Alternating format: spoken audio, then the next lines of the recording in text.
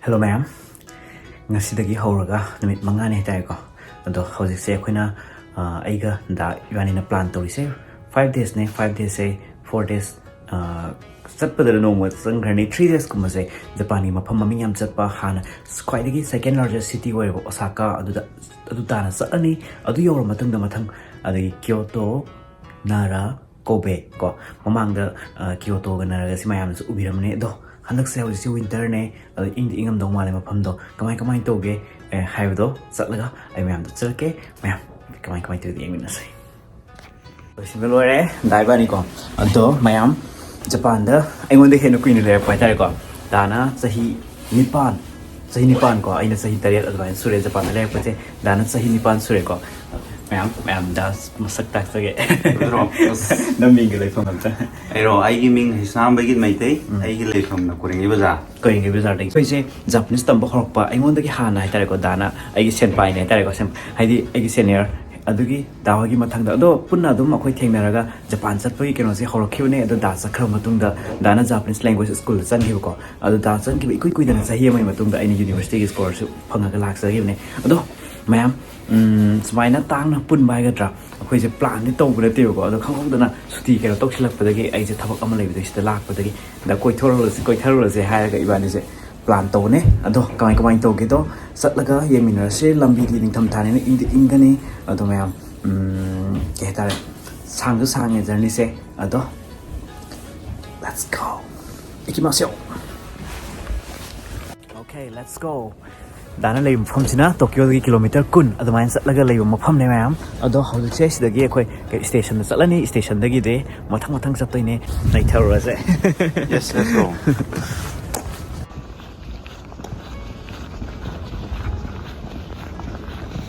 nó tạo việc nó lì lấy cây này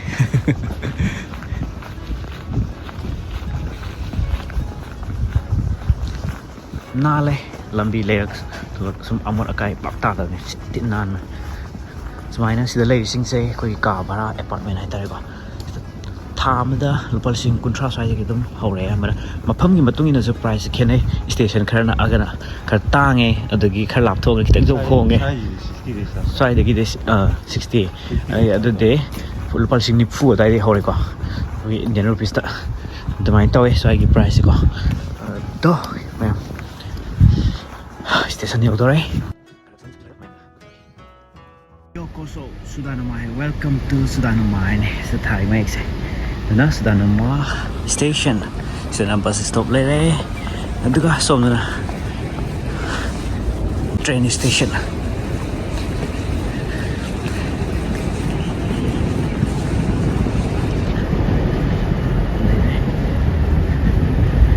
dana momang thar gam sakre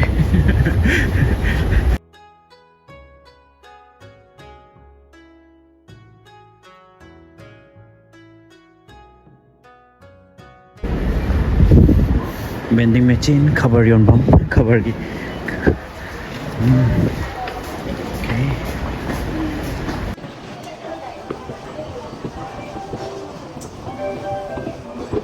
okay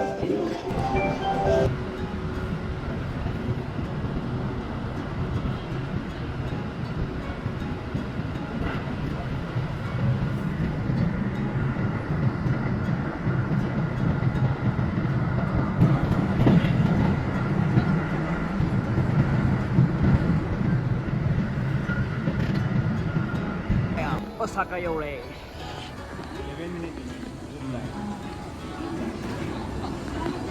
after long time ko kya pire sayama phara sayama mayam se satok se station dagi pang apla pan tami cycle an tan okay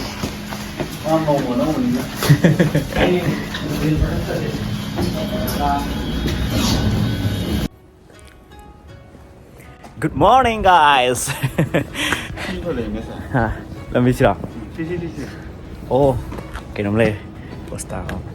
Alo ma'am, ngasi akhoi na hojik chat tori mafam je Japan gi maming khwai di chat pa Kyoto gi khoi gi top 5 hai tare ko adugi manung chali ba mafam Kiyomizudera ai ko aina mamang chat ke na khan ba chati chat pa Kyoto da anira kum chat lore adu ba yoram tri mafam ne ado ngasi ma'am ꯆꯠꯂꯒ ꯃꯌꯥꯝꯗ ꯌꯦꯡꯍꯟꯖꯔꯒꯦ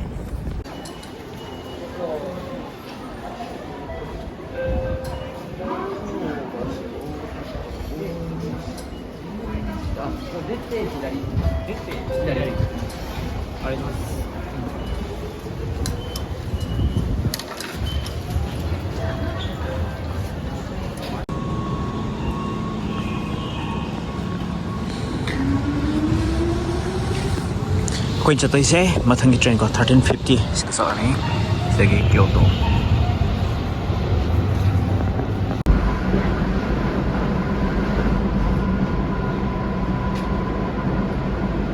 Hello ma'am, hꯧꯖꯤꯛ ꯑꯩꯈꯣꯏ Kyoto ꯌꯧꯔꯛꯑꯦ Kyotoꯒꯤ ꯐꯖꯕ ꯃꯐꯝ ꯃꯌꯥꯝ ꯑꯃ ꯂꯩ ꯑꯗꯨꯕꯨ ꯃꯌꯥꯝꯁꯤꯒꯤ ꯃꯅꯨꯡꯗ ꯑꯩ ꯍꯟꯗꯛ ꯂꯥꯛꯑꯝꯃꯤꯁꯤꯒ ꯊꯥꯔꯒꯗꯤ Kyotoꯁꯦ ꯑꯍꯨꯝꯂꯛ ꯁꯨꯕ ꯑꯣꯏꯗꯣꯏꯅꯦ ꯑꯗꯣ ꯃꯃꯥꯡꯗ ꯑꯅꯤꯔꯛ ꯂꯥꯛꯄꯗ ꯑꯩꯅ ꯂꯥꯛꯑꯝꯗꯕ ꯃꯐꯝ ꯍꯥꯏꯇꯥꯔꯦꯀꯣ ꯑꯗꯨꯒꯨꯝꯕ ꯃꯐꯝ ꯃꯃꯤꯡ ꯈ꯭ꯋꯥꯏꯗꯒꯤ ꯆꯠꯄ ꯃꯐꯝꯁꯤꯡꯒꯤ ꯃꯅꯨꯡꯗ ꯑꯃ ꯑꯣꯏꯔꯤꯕ ꯇꯦꯝꯄꯜ ꯍꯥꯏꯇꯥꯔꯦꯀꯣ ꯑꯗꯨꯗꯅꯦ ꯑꯩꯈꯣꯏꯅ ꯆꯠꯇꯣꯏꯁꯦ ꯍꯧꯖꯤꯛ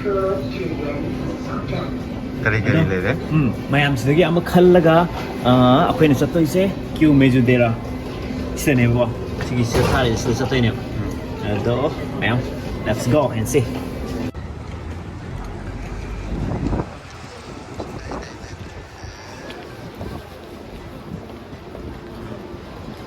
bus とまたやんちゃらねだから新部へはここのお降りください。運賃は事前に両替の上、運賃箱にお入れください。走行中の移動は危険ですのでご遠慮ください。 ma'am Kyoto Kiyomizudera kita chalaga around 600-700 meters chalaga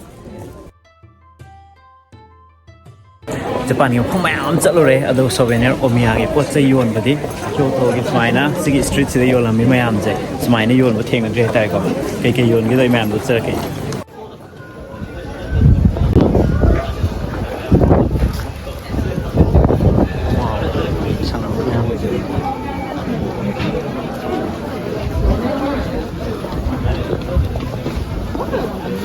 여기도래 그냥 엔트런스 게이트 우버 호래 여기도래 사특 마음 요래 잡아 칸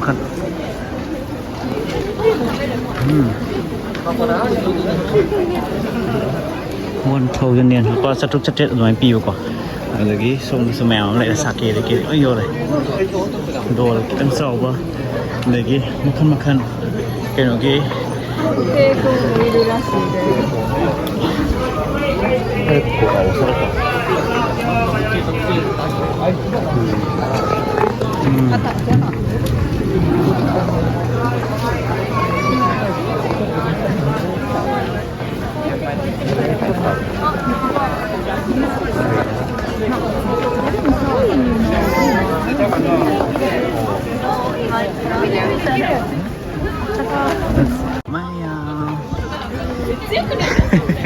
Uy, nagsiwang na yun. 1, 2, 3. Ay! Ay! Oh, mayamse. Lepaga. Photo cam nó hore sina. Sige sang đời này mayam.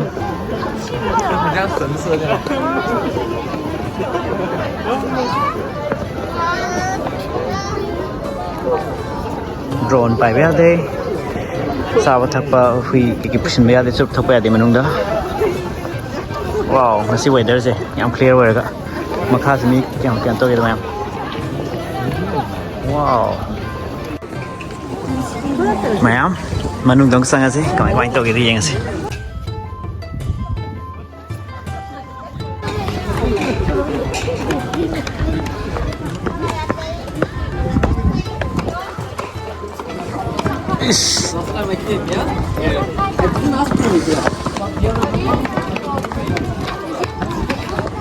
Wow.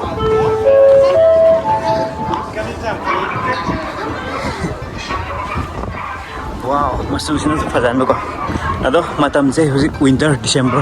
Kaya dan he ang fazagan ni si mapam se. Kaya kaya tare. Spring ga fall atau enggak.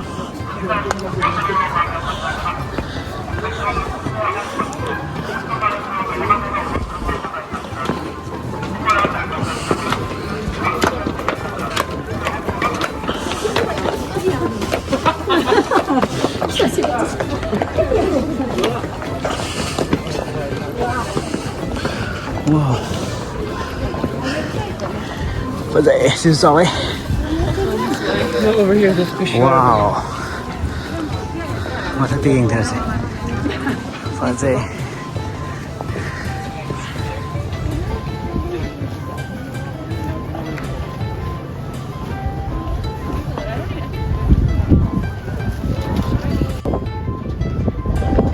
Some the car is the entrance layer. Let's go. See up with some point to give you some things.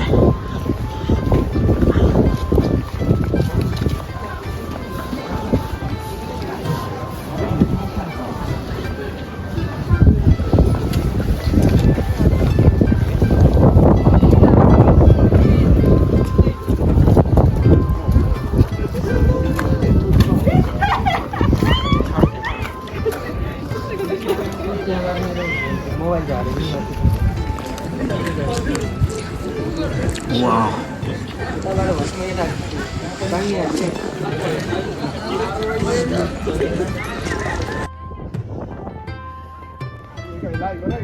Yeah. Yo rồi nè. Wow. Wow, đập phát đấy quá. Mà chủ gì gọi sky blue cái nói cái ôi đấy, mà chủ gì cái đấy phát rồi. Hado sige ma'am, the kangal is in Sakura. Sige sing jina sala kan ke ang phajani maple lips ke no ma'am je una wana sing sang ngang ga. Do na so dik tin tham tha ke no we bi ni. No se yong yeng thau de phajare.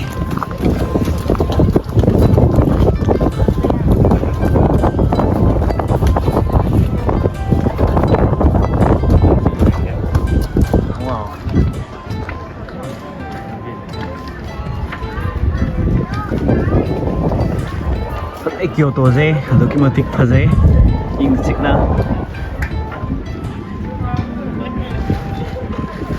wow hello ma'am hoji koi kino yo Kyoto gi Kiyomizudera ge temple manu entrance manu chang e ta ko ado na sigi apoi do kai to ge do koi ma'am no uttar ke let's see sorry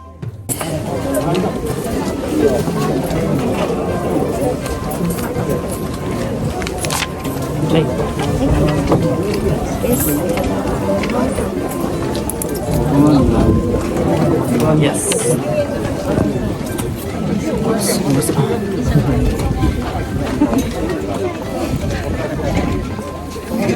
Si Pyre ni, duga manung da sangan es den translate. Da. Thank you.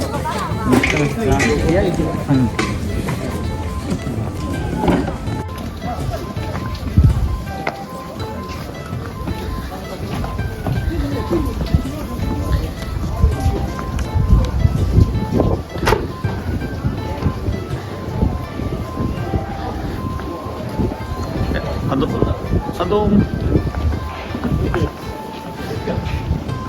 Sige mafam인데요 봐. 우리 안 잘리죠. 한번 비전 넘비니 막 셔서게.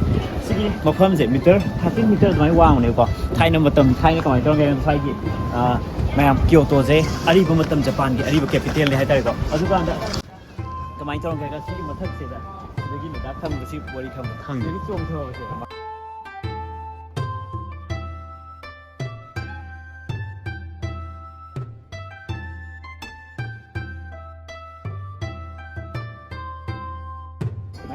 Sige mafamje keno da mayam na photo da kai da ukan sigi una de win ning tham tha oi bi ne kang ge se aduna basanta lak ba bathal spring gum da ri loina una wan spring sakura lei ba koi ba sing ji loi sat ane aduga yam phajar ne hatare ko ado mayam na visit to da khwai dagi phajaba matam je Japan ge in mamang gi video sing yeng bi ne khangam gani spring ga fall ga ko aduga winter da na aina lei mafam da snow ba i da hawe da ko ado marak ta so koi lak pa gi marak ta snow ta mafam le hawe ado mayam Going to get a quick sigi, sign sigi, temple sigi, a quick say, ma'am, the young jacket, the manum changi.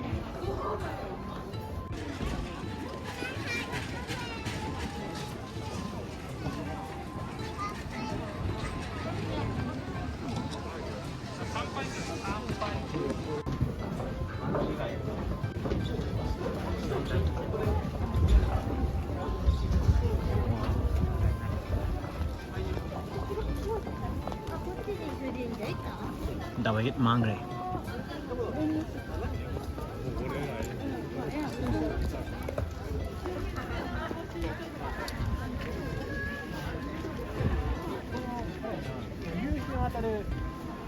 歩道も綺麗だな。うわ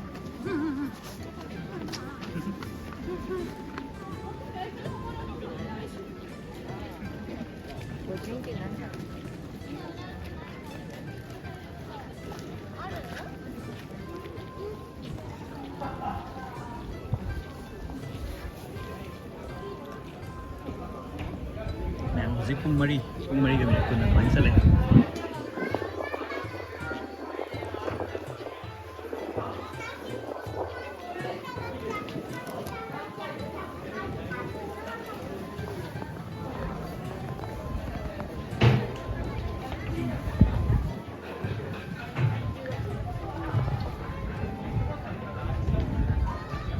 Wow.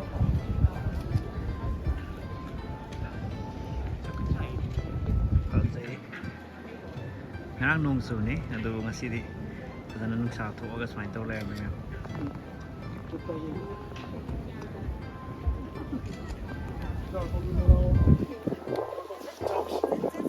Singasai. Wow, mayam. Mi mayam. Karena COVID Omicron ni. Sai din late ko ba.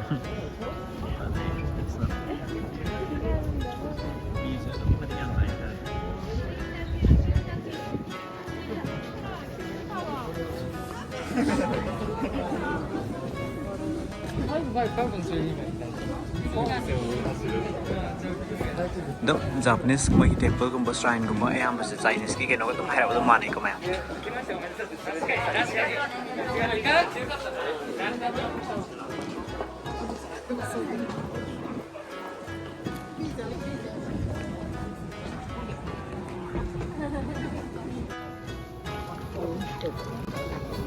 Sedikit sangat kuri ma'am. Ado sida lagi mayam je. Saw ba jane. Si manung sangun tri ko. Si manung ji sangun tri ado sida map ta e kai keno lagi mayam je main Japanese ka keno da thabi ra tare ko. Moi ge.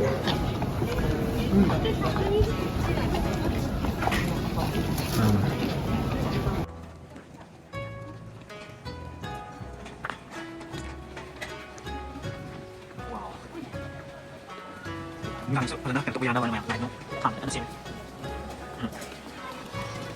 Ma'am, Kiyomizudera ki keno ki manung sida laiba hai tare ko. Ottawa waterfall hai do. Ottawa waterfall je ising je makan ahum ne tar ise ising makan ahum je thakpada kana bo makan amamam tongan tongan ba keno le hai tare ko. Amana punsi sang ba ko. Ai amma han sing song keno tha ri punsi sang ba ma. Adagi amana mai pak ko school kun ba exam ko ma keno thau da mai pak ko ge ma amana phoi ge nuksin no ni matang da ko. Pam nuksin thungna ba na traga nuksin na keno tong na king ba gi keno ni matang. Adumai na to wong kham ne aduna mayam the sida ngai gi kiu le ga ising je makan ahum je tha ising je. Ado ising polap thakpa mi je karam chau ba keno to ne ne dwain su khagi ga to ne ko. Ado ma'am yeng se. Da karam ba thak no. Ai khang ge fortunate love life se. Karam ba no ba. Ado ako loi thak to ni tra. Asida bu tha le mani. Loi ne kak thak chla ge ba. Fortunate love ama sama na sak keno ni na. Kunsi sang na ba. Kunsi sang ba. Adagi ama na success oi ba ko. Adagi ama na love ha. Thak thera.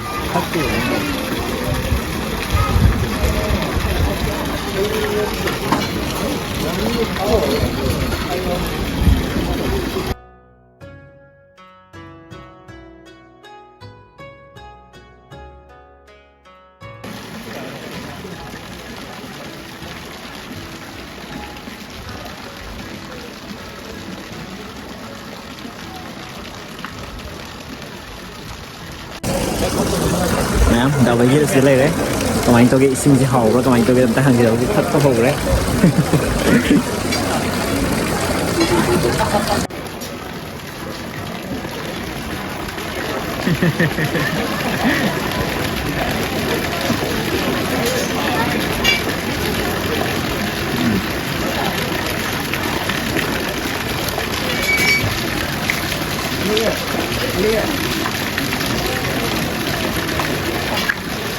ꯑꯔꯣꯏꯕ ꯑꯍꯨꯝꯁꯨ ꯂꯣꯏ ꯊꯛꯈ꯭ꯔꯦ ꯍꯦꯛꯇ ꯑꯍꯨꯝꯃꯛꯅꯦꯕꯀꯣ ꯃꯌꯥꯝꯁꯨ ꯂꯣꯏ ꯄꯥꯝꯗꯤꯅꯦꯕꯀꯣ ꯑꯃꯇꯪ ꯊꯛꯑ ꯊꯣꯛꯄ ꯑꯝꯇ ꯌꯥꯎꯗꯦ ꯍꯧꯖꯤꯛ ꯑꯩꯅ ꯁꯨꯝ ꯌꯦꯡꯕꯅꯤ ꯑꯌꯥꯝꯕ ꯂꯣꯏ ꯊꯛꯅꯩ ꯃꯣꯏ ꯈꯪꯗꯕ ꯑꯃ ꯂꯩ ꯑꯃꯇꯪ ꯊꯛꯑꯗꯤ ꯁꯣꯏꯗꯅ ꯊꯨꯡꯉꯤꯗꯤ ꯈꯪꯗ꯭ꯔꯦ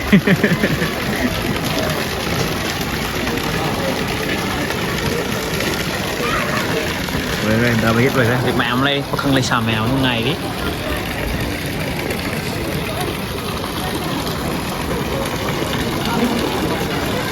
오케이 sida thhamre mahau kamai tong da dabai ta hangare Cũng khá là na mahau kamai tong thum ro yak pro sam kém tông đi xin là sao mà sing ne sing is up mane sing ne xin là sao mà này đi mahau go em yo cũng lấy em kém nhau đi lấy là thùng tiền mà còn vợ lắm em yo dio kém tầm này xin okay let's go Andre go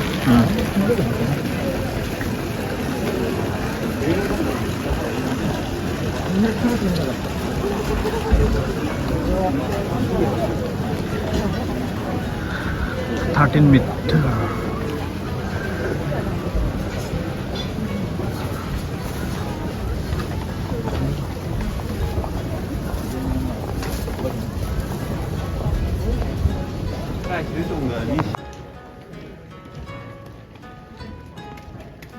ngasi gede matang slide kainase matangnya video dong unar sai